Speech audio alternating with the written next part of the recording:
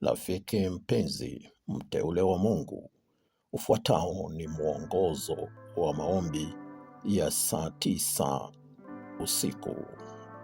Uko hapo na wewe ni mtu mwenye hutaka kuomba sana saa 9 ya usiku, au yuajipanga kuanza.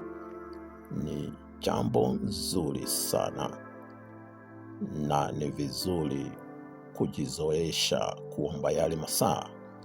Sio sababu ndiyo masaa ambayo Mungu ameamuka. Sio sababu ndiyo yale masaa Mungu husikia maombi sana. Kwani Mungu hategemei masaa, wala vile vile si eti ule ndio wakati ambao maombi huwa yenye nguvu sana. La hasha, bali ni sababu masaa ya saa 9 asubuhi ni masaa ambayo yametulia, na hivyo utaweza kuelekeza mawazo yako vizuri, utaweza kuwa mtulivu bila usumbufu wowote. Na vile vile yale masaa ni masaa ya kujitoa dhabihu, masaa ambayo kila mtu yeyote yule amelala fofofo. Lakini wewe unafanya uamuzi, na hivyo unaamuka kutafuta uso wa Mungu. Na hivyo basi ni vema pia kujua ya kwamba haya masaa sio masaa ya kuamuka kukutana na adui, bali ni masaa ya kuamuka kukutana na Mwenyezi Mungu. Masaa yenyewe ni masaa ndio ya vita, masaa ya walinzi. Lakini usiamuke kwa uoga wote, bali amuka ukiwa na mpango spesheli wa kutafuta Mwenyezi Mungu. Na hivyo mwongozo ni kama ufuatao. Ni vema kuanza mapema. Ulalapo lala mapema. Ni vema kujiandaa kama mtu anayeamkia jambo lililo ni jambo muhimu sana. Na vile vile ni vema kulala ukijua kwa kweli nitaamuka haya masaa kutafuta uso wa Mungu, na nitaamuka kuombea jambo fulani.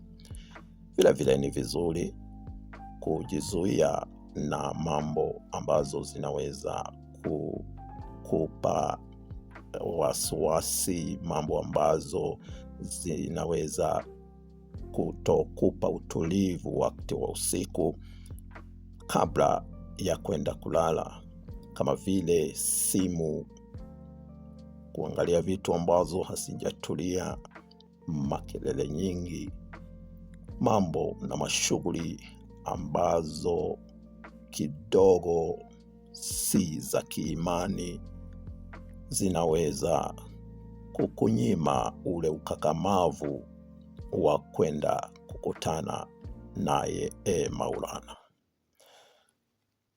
Na vile vile ni vizuri kukumbuka ya kwamba ushindi wa saa 9 ya asubuhi huanza saa 3 ya jioni.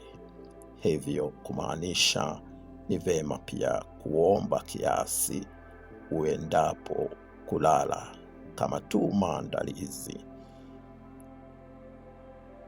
Uamkapo asubuhi ni vema kujaribu sana kuhakikisha ya kwamba umeamuka kama tu umetulia vizuri. Usiwe na hofu yoyote.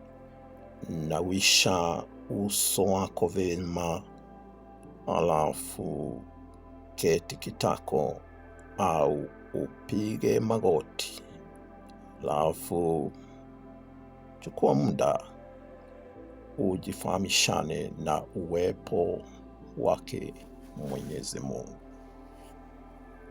Baada ya hilo ni vema kumwabudu Mwenyezi Mungu na kumpa sifa na shukrani. Ni vema kukiri na kutubu dhambi zako, alafu jiunganishe vema na Mwenyezi Mungu. Ni vizuri tena kuanza maombi yaliyoelekezwa vema, kama vile kuwa na mpangilio mwema.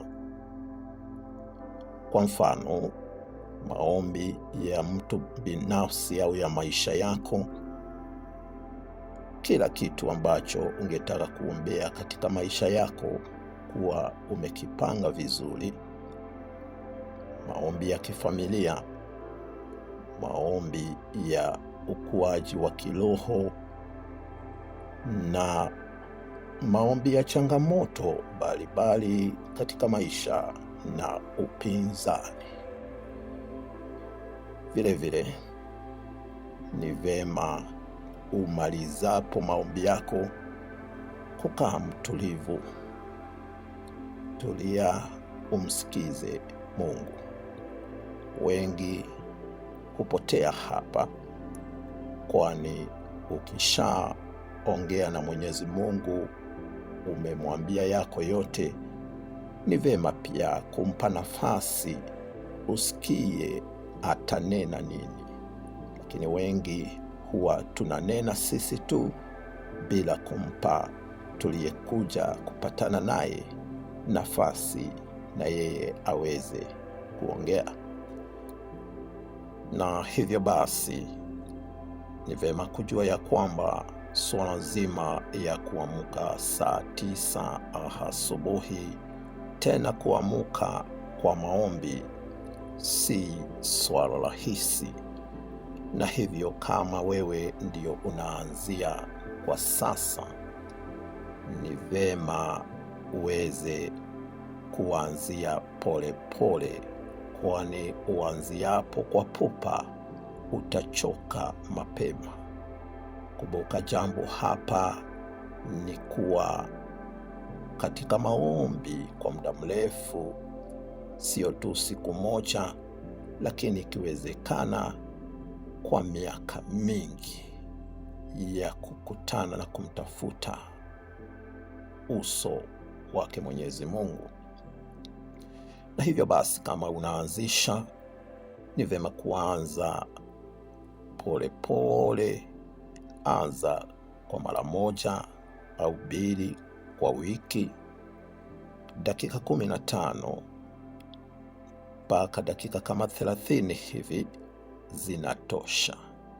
Namna hiyo utaweza kufurahia na kuifanya kwa muda mrefu.